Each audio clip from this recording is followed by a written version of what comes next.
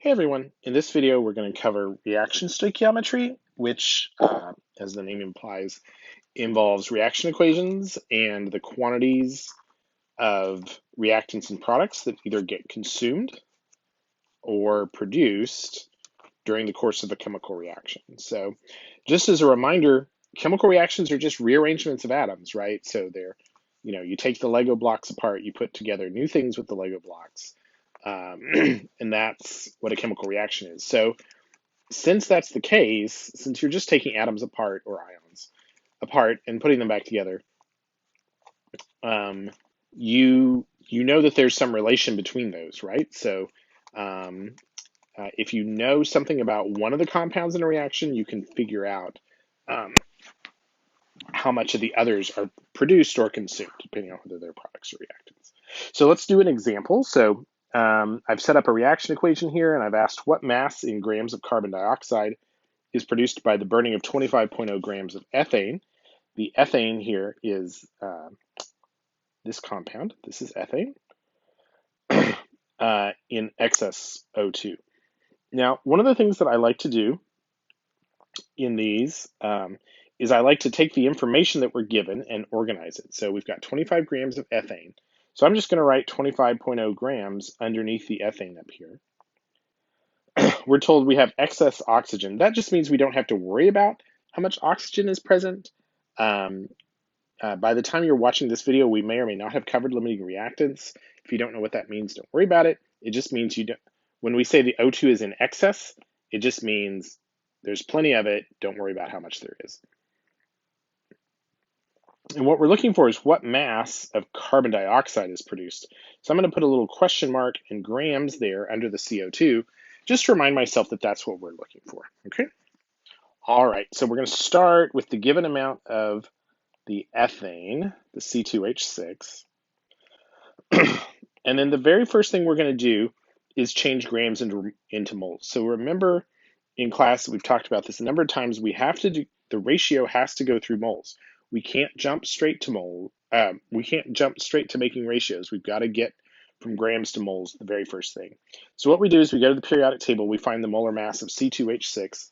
So that's 2 times 12.01 plus 6 times 1.01. And that comes out to be 30.06 grams of ethane in 1 mole of ethane.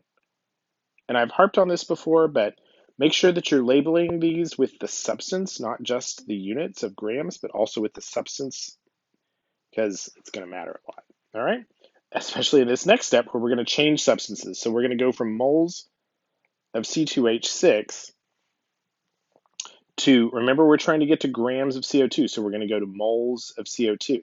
The mole is the only place that we can make these transitions from one substance to another, because the mole to mole ratio is the same as the atomic level ratio, whether that's an atom to atom ratio in a formula, or in this case, compound to compound ratios in a reaction. Well, where do you get that ratio? Well, that comes from these coefficients that are out in front, okay?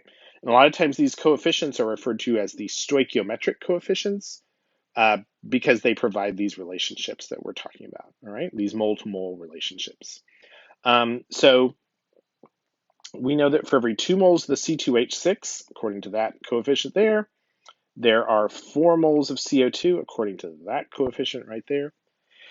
And if you want to reduce that to 2 to 1, that's fine. I'm going to leave it as 2 to 4 because I'm just trying to make the point that we're using the reaction coefficients, all right? So, but notice we were asked for the CO2 in grams. So we've still got one more step, but it's pretty straightforward. We're going to go 1 mole of CO2, and we're going to go to the periodic table, and we're going to add up the masses for carbon, 12.01, plus 2 times the mass for oxygen, which is 16.00, and that gives us 44.01 grams of CO2. And then we're going to multiply all of our numerators, divide by our denominators. So that's 25.0 times 4 times 44.01 divided by, and remember to put your denominator in parentheses, 30.06 times 2. That works out to 73.2 grams of CO2. All right. And then we want to ask ourselves if that makes sense. So notice that the carbon dioxide has picked up all this oxygen, right, that wasn't in the ethane. So it makes good sense that it's going to have a greater mass, and there's twice as many moles of it. So that sounds good to me. All right. Of course, after I publish this, one of you is going to find a math mistake, but we can feel pretty confident that that's right. So there we go, 73.2 grams of CO2. All right. So notice how we did the problem. We read the problem for the information. We got the grant. We knew we were starting with this many grams, and we wrote it up here. We knew we had excess O2, meaning we didn't have to worry about it. We wrote that there. We realized, oh, we're being asked for what mass of carbon dioxide, so we wrote that here. And that just helps us organize the information. We use the molar mass to convert grams to moles. We get our mole to mole ratio. That comes from the coefficients, okay, from the coefficients of the reaction equation. And then we go from grams back to moles back to grams, again using the molar mass of the compound, in this case CO2, right? All right, so I've got a second question prepared. And what I'd like for you to do is to get out a piece of paper and work this question. And then after you've worked it, restart the video and watch the solution. Okay, so just take a few minutes to try to do this on your own.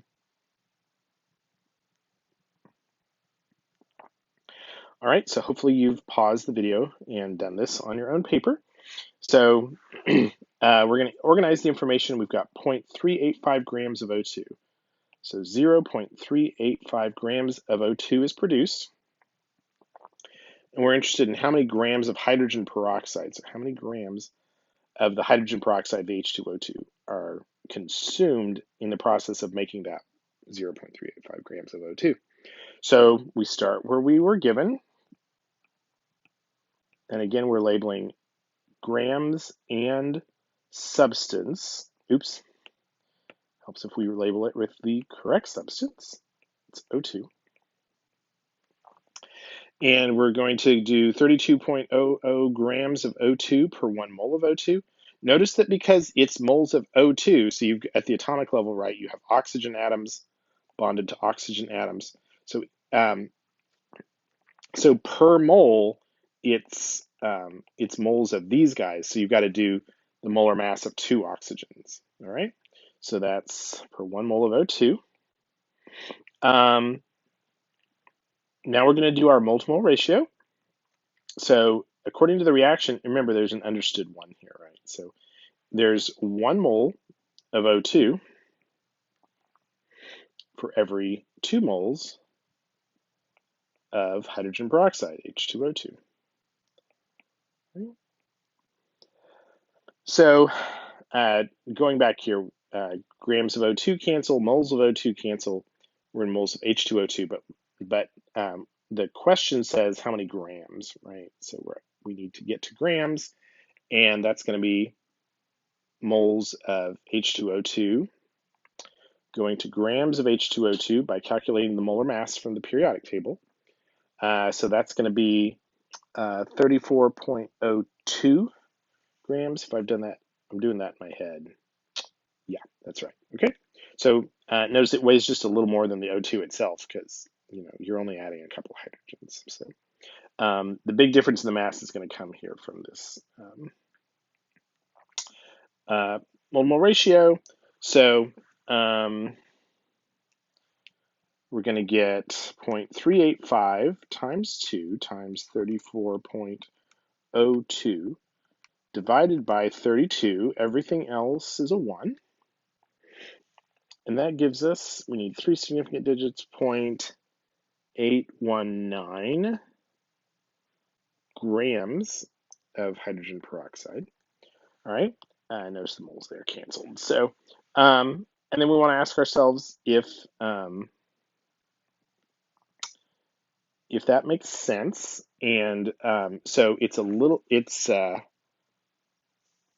more than double, which is what what we'd expect, right? So, all right, so we're going to, every time, pull the information out of our problems, write it underneath the reaction equation, start with the amount given, always going to moles. There's a theme here. The first thing we do is we change to moles. We get a mole-to-mole ratio from the reaction equation, from the coefficients. Then we use the molar mass to get back from moles to grams, all right? When in doubt, double check your units. Whatever unit is here is going to cancel with whatever unit is here. And eventually, that should lead you to the correct answer, all right? Any questions, post them in the comments or get in touch with me, and hope this has been helpful. See you all.